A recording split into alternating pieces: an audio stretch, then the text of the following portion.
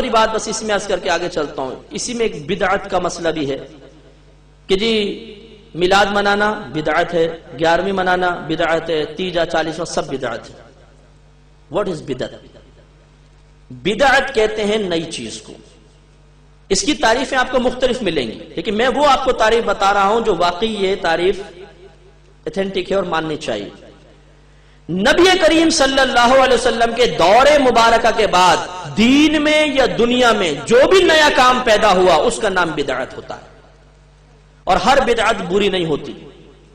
اگر نبی کریم کے زمانے اقدس کے بعد کوئی کام نیا پیدا ہوا چاہے دین میں دنیا میں اور قرآن و حدیث کے خلاف ہے تو وہ بدعت سیئہ کہلائے گا، بری بدعت، اور یہ جہنم میں ہے۔ کلو بدعت ضلالہ جو سرکار نے فرمایا کہ ہر بدعت گمراہی ہے، اس سے مراد یہ والی بدعتیں ہیں۔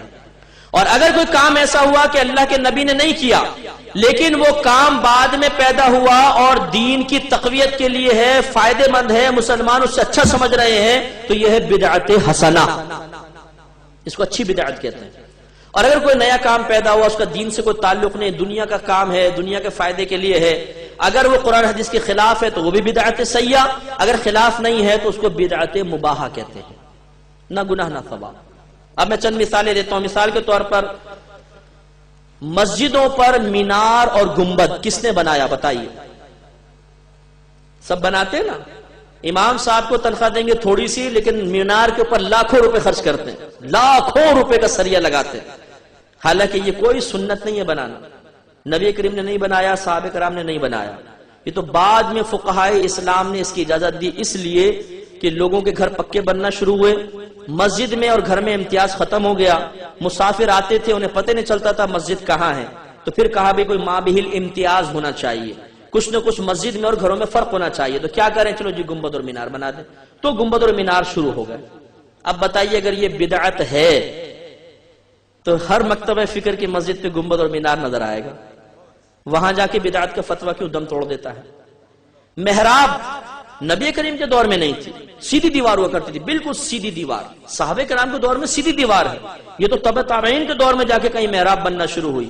محراب کیوں بناتے ہیں؟ ہر مسجد میں محراب آپ کو نظر آئے گی، کسی بھی مکتبہ فکر کی محراب نظر آئے گی۔ کیوں؟ جماعت کے لیے ٹائم فکس کرنا، ظہر اتنے بجے ہوگی، عصر اتنے بجے ہوگی، مغرب اتنے بجے ہوگی، عشاء اتنے بجے ہوگی، نہ سرکار نے کبھی فکس کیا نہ صحابہ کرام نے، جب جمع ہو گئے نماز پڑھا دی، کوئی ٹائم فکس نہیں ہوتا تھا۔ آج ہر مکتبہ فکر کی مسجد کے اندر جماعت کا ٹائم فکس ہے، اتنے بجے ہوگی، اتنے باقاعدہ اعلان کرتے ہیں، یہ بدعت نظر کیوں نہیں آتی؟